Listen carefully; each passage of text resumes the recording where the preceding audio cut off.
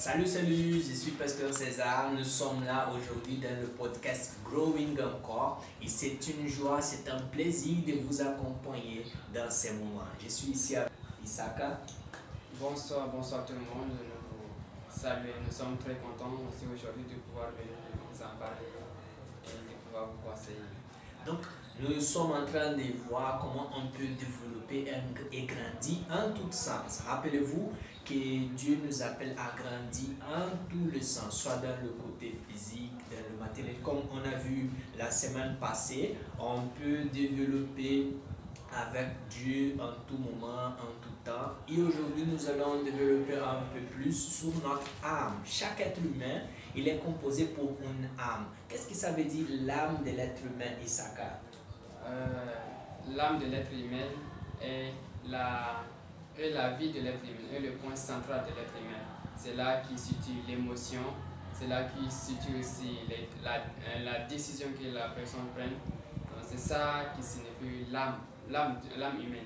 Voilà, nous sommes des êtres émotionnels, n'est-ce pas? C'est ça même un peu notre différence avec les animaux. Les animaux, ils n'ont pas une âme, ils n'ont pas la raison comme nous. Donc on a l'âme, on a la capacité de développer des émotions, des sentiments, n'est-ce pas?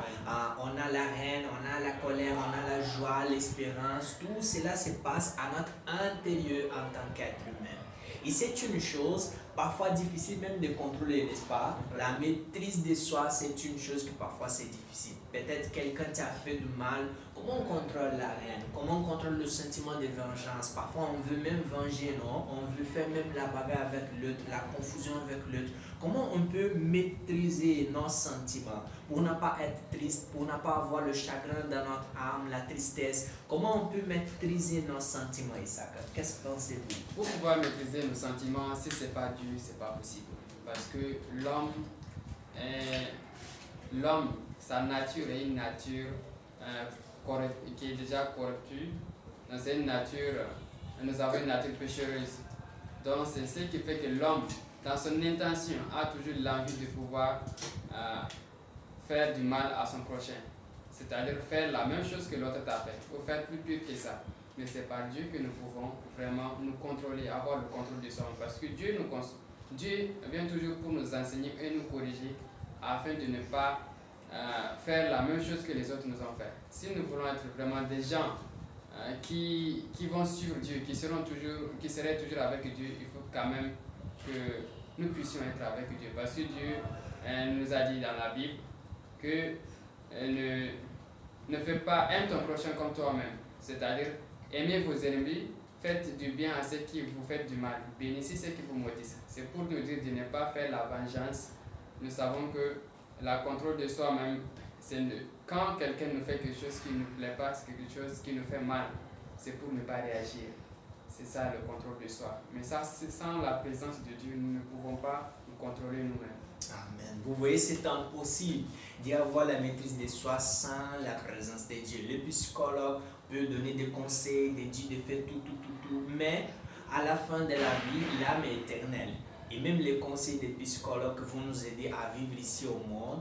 À l'éternité, on ne peut pas être sauvé avec ces conseils, n'est-ce pas? Oui, seulement par la parole de Dieu, par Jésus-Christ qu'on a le salut de notre âme. Il y a des conseils qui sont bons pour notre santé, qui vont nous aider dans nos relations, mais pour être sauvé, pour avoir cette transformation de l'âme, comme Isaac vient de dire, c'est seulement par Jésus-Christ. Jésus, il est venu pour restaurer l'âme de l'être humain, n'est-ce pas?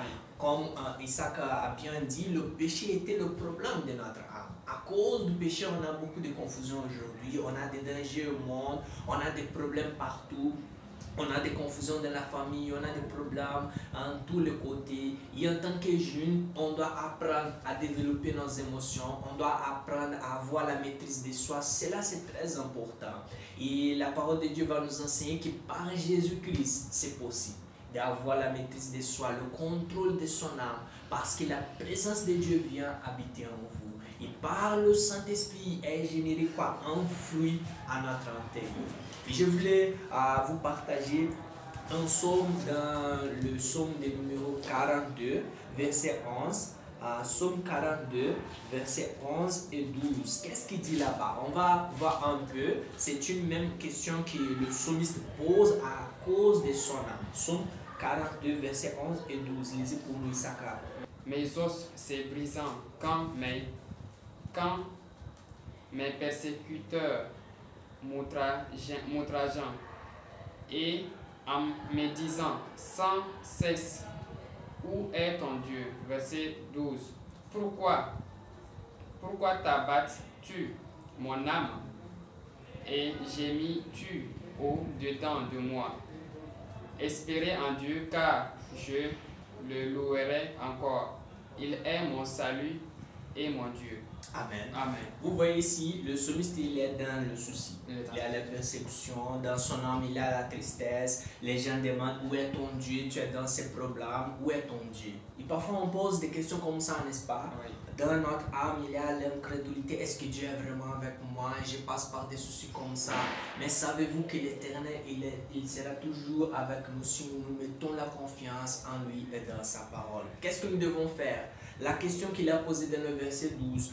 Pourquoi t'abattus-tu mon âme et gémis-tu au-dedans de moi? Il est en train de demander à soi-même, n'est-ce pas? Il est en train de poser des questions à leur propre sentiment. Parfois, on sent les choses et on agit sans penser. Mais on doit poser des questions. Pourquoi je suis triste aujourd'hui? Pourquoi j'ai cette haine dans mon cœur?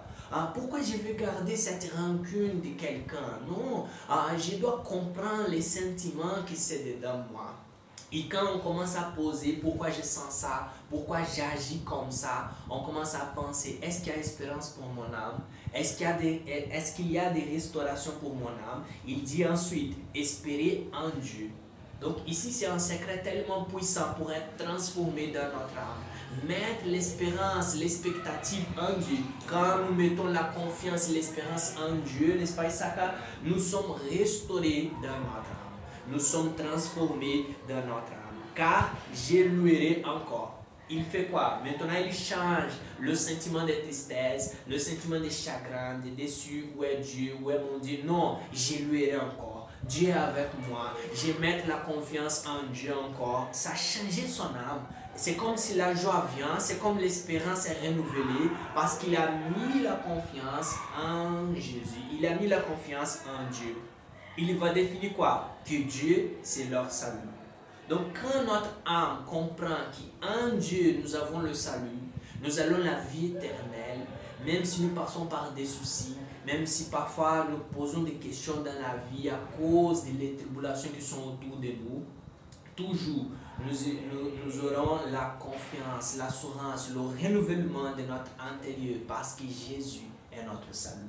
Ça veut dire que notre âme vivra éternellement avec notre Dieu. Et cela nous apporte la joie pour notre âme. Amen. Amen. C'est ça, Issaka? Oui.